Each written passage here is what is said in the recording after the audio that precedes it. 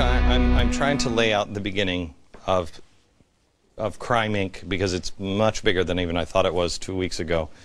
And you will see it in the coming days and weeks. And I need you to look for this pattern. What are we looking for? We're looking for a group of people, a small group, global, that they believe that there is a threat to the earth, and that threat is rich countries are the problem. They will collapse the industrialized system, Cloward and Piven. They will collapse the system, and they also need to control it, every aspect of it. Okay, so we're at redistribution of wealth with all the president's men, and these are just the rehash of the things that you know. There are a couple of new ones like Maurice Strong. He talks about collapsing the economy. Of course, he doesn't want this. He's just fantasizing about it again. Here he is. Paradoxically, the way to remove the threat of climate change is for the economy to continue to degenerate. Because as the economy degenerates, of course, there are fewer emissions, and that's actually happening.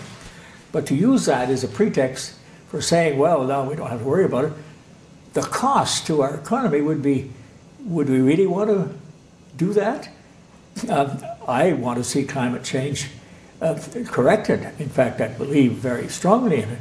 But I don't want to do it at the expense of a collapsed economy. But a collapsed economy would certainly produce that effect. Right. He doesn't. Remember, he doesn't want to do that. No. He doesn't want to do that. Remember, what he pushes for wrecks economies. Okay, we know this because of Spain, and we also have been doing our homework on him, and you will meet him in coming days. Now, here's Obama's new nominee for the Center of Medicare and Medicaid. His name is Donald Berwick. What does he say about redistribution of wealth?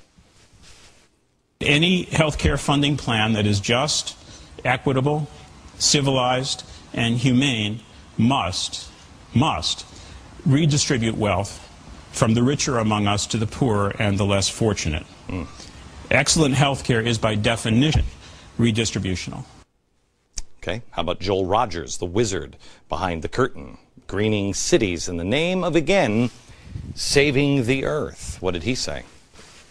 If you do those 6 things, I think you will be well on your way to actually greening the American economy, and you will grow the wealth, and GE and Cisco and the other people who are announcing great plans should be relatively happy with that. And any environmentalist who's not concerned about the distribution of that wealth should be relatively happy too. Okay. Van Jones, former Green Job Czar, Green Movement, here it is.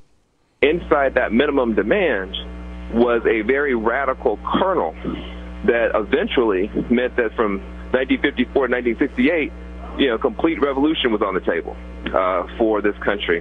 And I think that this green movement has to pursue those same steps and stages. Right now we're saying we want to move from suicidal gray capitalism to some kind of eco-capitalism where, at least we're not, fast-tracking the destruction of the whole planet. Will that be enough? No, it won't be enough. We want to go beyond systems of exploitation and oppression altogether, but that's a process. Okay. Cass Sunstein explains it in this paper entitled Climate Change Justice. Here it is. Redistribution from the United States to poor people in poor nations would be highly desirable, but expenditures on greenhouse gas reductions are a crude means of producing that redistribution. It would be much better to give cash payments directly to people who are now poor. He went on to say, we agree, however, that if the United States does spend a great deal on emission reductions as part of an international agreement, and if the agreement does give particular help to disadvantaged people, considerations of distributed justice support its action even if better redistributive mechanisms are imaginable. Got it? If somebody wants to put together a montage of audio for me of all the people around the president who are crazy capitalists spouting free market ideas, they're just, I got another idea for the free market. Send it to me. Send it to me at becktips@foxnews.com. I think we have enough server space to be able to have all of those emails come in of all of the audio and video of these people saying how great capitalism is. Impossible to find. Now, we're going to take this novel plot line about unbridled capitalism when we come back.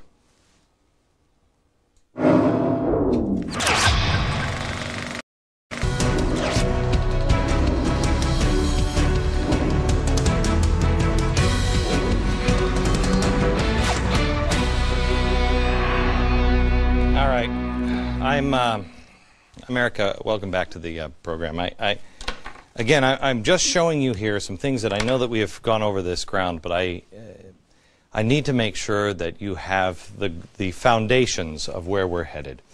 We are trying to look for people, a group of people, small group, global, that believe there's a threat to the earth, and the threat really is coming from the rich countries, and so they believe it's their duty to collapse the system, collapse those rich countries. But if you do that, you need to have control.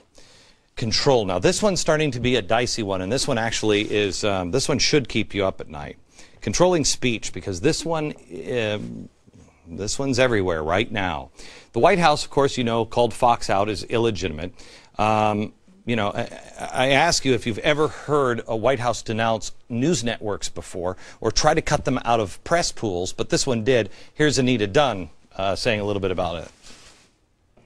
Let's not pretend they're a news network. Fox News often operates almost as either the research arm or the communications arm of the Republican Party. Okay, we're not even talking about the Republican Party. We're talking about people who believe in redistribution of wealth, okay? The president himself has called me and Rush troublesome. You know this.